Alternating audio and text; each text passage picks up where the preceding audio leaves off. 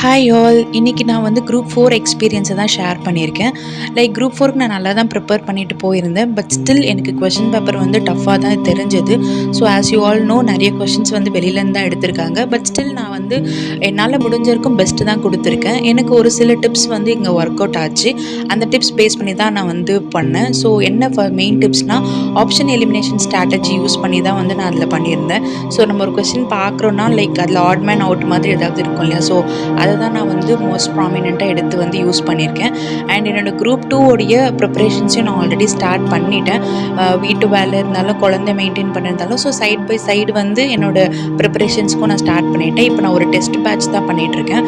So எந்த அளவுக்கு test batch போட்டு நம்மளால் ப்ரிப்பரேஷன் பண்ண முடியுமோ அந்த அளவுக்கு பண்ணிக்கலாம்னு சொல்லிட்டு தான் டெஸ்ட் பேட்ச் எடுத்திருக்கேன். ஸோ இந்த டெஸ்ட் பேட்சோடைய அசஸ்மெண்ட் ரிசல்ட் பொறுத்து நான் எந்த சப்ஜெக்டில் வீக்காக இருக்கேன்னு பார்த்து திரும்ப அதில் இன்னும் கொஞ்சம் கான்சன்ட்ரேட் பண்ணிக்கலாம் அப்படின்னு சொல்லிட்டு தான் நான் ஃபஸ்ட்டே டெஸ்ட் பேட்ச் எடுத்திருக்கேன். சைட் பை சைட் நான் என்னோட ப்ரிப்பரேஷனும் போயிட்டு தான் இருக்குது. அண்ட் உங்களுக்கும் என்னோட ஆல் தி பெஸ்ட்.